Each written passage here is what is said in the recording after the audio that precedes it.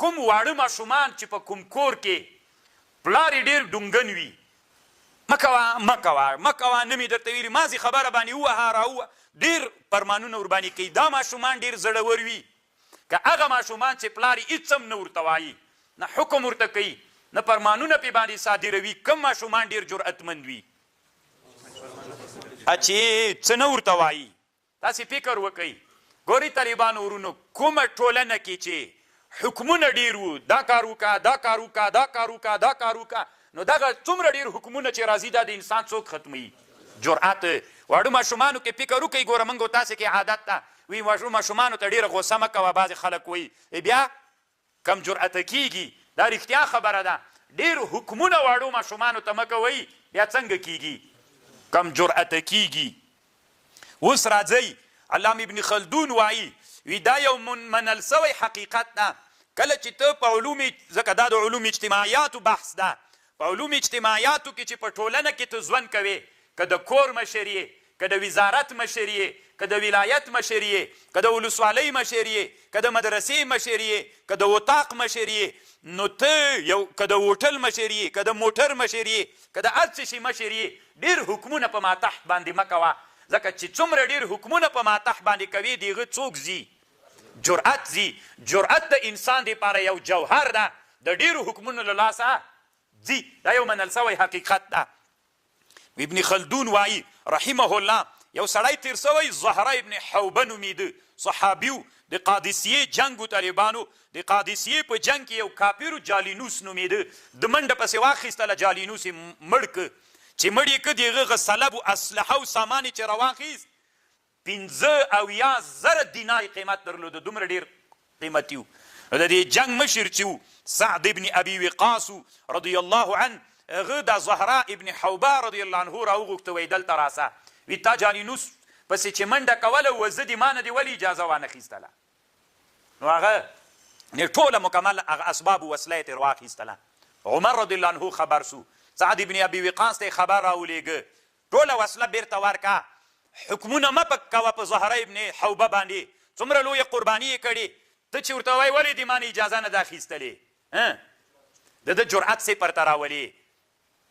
او بل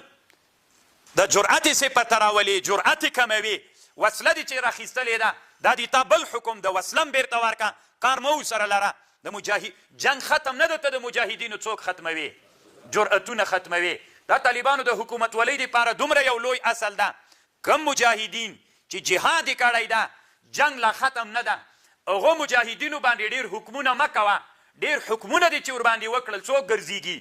د هغې جرأت ختمیږي بله ورځ ته الله دې نه کړي چې بیا دښمن راځي بیا به ته ځوانان د کمه کوي چې تا دپاره دښمن ووایي دغه جرأتمند ځوانان چې امتحان شوي ول همدا بس دي که نه نو طالبانو ډېر حکمونه یو چا باندې ډېر حکمونه کول په یو چا باندې ډېر فرمانونه منل هغه څوک ګرځېږي کم جرأت ګرځېږي اوس راځئ دې ته علامه ابن خلدون رحمه الله وایي چې د اوامر چې دي اوس تاسې فکر وکئ طالبانو هغه مجاهدین چې د افغانستان کې تیر 20 کلونو کې جهاد وکړ د فتح نه مخکې ډېر جرأتیان ول که اوس رښتیا ووایئ د فتح نه مخکې د فتح نه مخکې طالبانو ډېر پرامینو حکمونه نه ول ورته ول نه اوس دا به نه تا چې دي دا به نه څڼې به دي نه بل دا به دې نه دا به دې نه دا به نه کوې دا به نه کوې دا عمره ډېر حکمونه راسي دی باندې څوک کم جرأت کیږي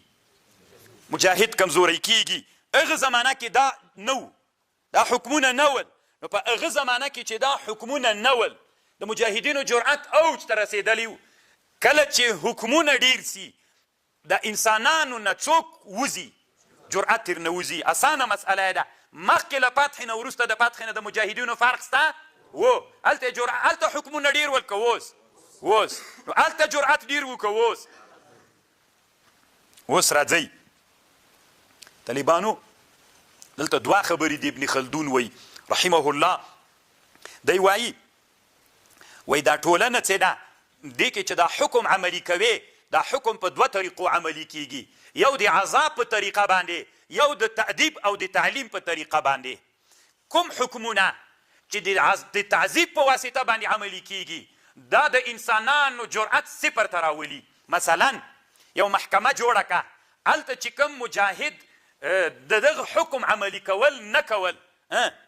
دا مجاهد بندي که 5 میاشتې 7 میاشتې 8 میاشتې، که دا ګناه یې وکړله دا حکم یې عملي نه که، دا کار پې باندې هغه که، که دا حکم یې عملي نه که دا پې باندې عملي که، چې تعذیب وي ویې وهې، بندي یې کې ویې ډبوې.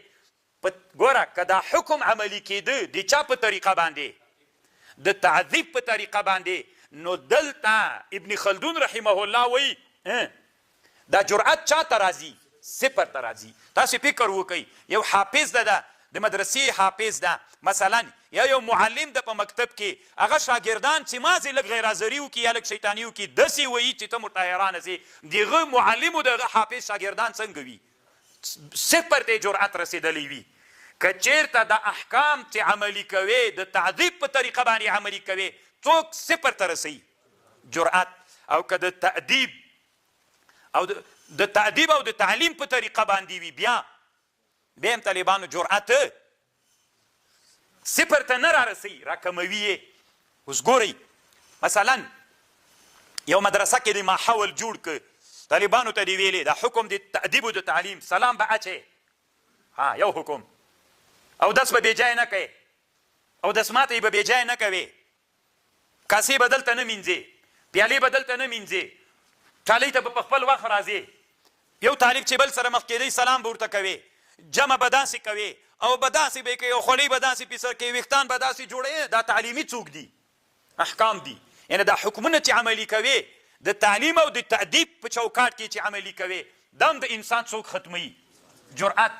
یوه ټوکه به وکم، توکل په خدای تبلیغیان به نه خفه کېږي. طالبانو په افغانستان کې دا ډېر مسلمانان سته، په افغانستان کې چې ډېر تعلیمي او تأدیبي احکام چا په ځان عملي کړي هغه څوک دي؟ رښتیا هم دي که نه دي؟ خو طالبانو تر ټولو نه کم جرأت هم څوک دي؟ هم دوی دي که نه؟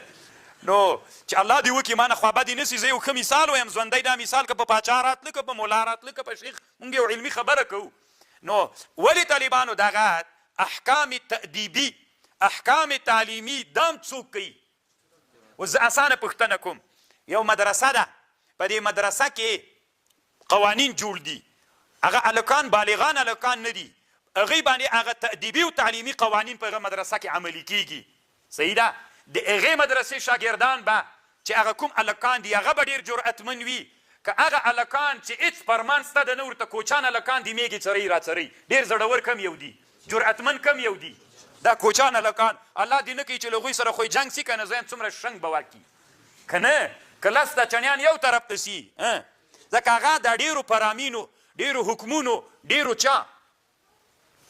دغه امرونو، د تأدیبي حکمونو، تعلیمي حکمونو جرأت تېر نه ختم کړی ده. نو تاسې فکر وکئ، دوه هلکان راواخلئ، د دوه ډلې هلکان راواخلئ، په مکتب و مدرسه کې هلکان دي، تعلیمي او تأدیبي حکمونه ورته متوجه دي، دوی ته هېڅ شي نه دي متوجه، همداسې لوی سوي دي. دې دواړو کې کم جرأتمند دي؟ دا ډېر جرأتمند دي. نو خو څوک هم احکام تأدیب، ګوره احکام د تعذیب په طریقه باندې چې عملي کوې، صفر ته یې رارسوي او بیخي جرأت ختموي. او که د تعلیم او د چا په واسطه باندې وي، د تأدیب په واسطه یې بیا هم جرأت له بیخې نه ختموي، کمزوری کېږي. ډېر ښه مثال مې درته ویلې چې تبلیغیان مبارکان ځکه احکام تأدیبي او تعلیمي د رسول صلی الله علیه وسلم ټول په دوی کې دي، نو چې عملي یې کړل، نو دې احکامو تأدیبي او تعلیمي سره هم د سړي څوک راځي؟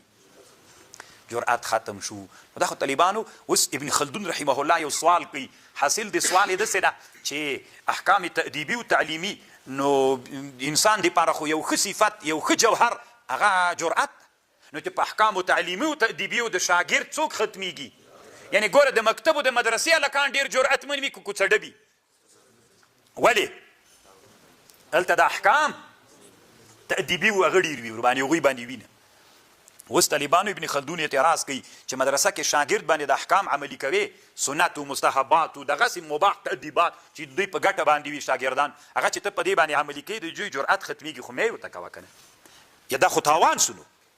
دا خو څوک سو؟ تاوان سو چې د دوی نه هغه جوهر و څوک ختمیږي. علامه ابن خلدون رحمه الله وی بیا داسې کار وکړه، اوس نبي صلی الله علیه وسلم صحابه د احکام تأدیبي کول که نه کول؟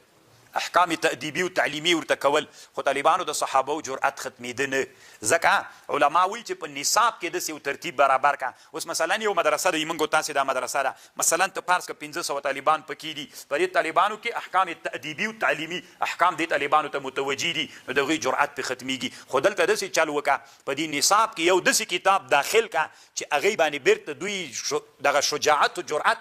راپارول کېږي. لکه بخاري کې کتاب المغازي دي که نه، څومره ډېر جرأت لري، سړي ته داسې جذبه غوندې ورسي چې پرې ورخیز که نه. نو طالبانو د احکام د سړي جرأت وزني، د تأدیبي او تعلیمي د انسان څوک وزني، جرأت وزني. خو هلته په مدرسه کې بل یا په مکتب کې بل داسې نصاب داخل کا چې د هغه نصاب، ځکه د انسان دپاره جرأت یو جوهر ده چې د هغې په واسطه باندې کرا د انسان که دلته احکامو ختموه، هغه په نصاب کې چې یو کتاب دغه به بیرته رالوړوي، مقابله به ورسره کوي. څومره ښه فکر سو طالبانو. د حکومتولۍ دپاره دا ډېره مهمه ده. طالبانو په حکومتولۍ کې سړی چې بادشاهي کوي نو نظامي عسکرو باندې ډېر فرمانونه نه عملي کوي. طالبانو ابن خلدون څومره هوښیاره خبر ده، ځکه موږ ته چې طالبانو الله دې نه کوي چې ګډ بړ کېده، بیا به دا منډه څوک کوي؟ دا وسلې ته به چې لاس ورکوي، دا چې خپل ځان به قرباني کوي چې دا نظام به ساتي، دا به دا ټول ملایانې طالبانو که خاص خلک به وي، خاص خلک به وي. نو خاص خلک چې د وزارت دفاع مربوط دي، دا داسې چل وکړه دا په یو خاص ځای کې وساته، ډېرې حدارې ته مه راوله، بیا د حداري بوی اخلي، په چا کې پرېږده. تاسې که فکر وکړئ طالبانو دا نظامي ځایونه اکثره د بازارونو نه لرې پراته وي، داسې په بدوه کې پراته وي، د دې په خاطر باندې چې دوی د دې فکر وانخلي. هلته په بدوه کې څوک سي، لویان سي، شجاعت هم پاتې سي، او ډېر پرامینو حکمونه هم مه ورکوه چې دا کار وکړه او دا کار وکړه، دا ډېر مه ورته وایه، ځکه دې سره د دوی جرأت ختمیږي. دوی یو څه آزاد پرېږده، ځکه دوی باید جوهر، د دوی جوهر چې دغه د دوی جرأت ده، د دوی جوهر چې د دوی جرأت ده. ځکه که بیا بله ورځ ته غږ سو که نه، دی به تر ټولو نه مخکې د غره سر ته رسېدلي. او که تا د ډېرو حکمونو پرامینو په وجه باندې، تعلیمي او تأدیبي او تأدیبي احکامو په وجه باندې د جرأت وځلی وي، بیا ولاکه ځکه جرأت یې چې مړ سو بیا منډه کوي، بل خو یاسې نسي کولی بیا منډه که نه، د منډې سړی خدای و، دکې د جرأت مړ که. نو طالبانو څومره ښه د باچایي کتاب ده. الله عز وجل دې وکړي، الله دې ما د ارمان پوره کړي. طالبانو ورونو چې مقدمه د ابن خلدون رحمه الله په مدرسو کې د یو درس په شکل باندې رسمي ومنل سي، موږ ته دومره ډېر قوت او وده راکوي. طالبانو بس ده.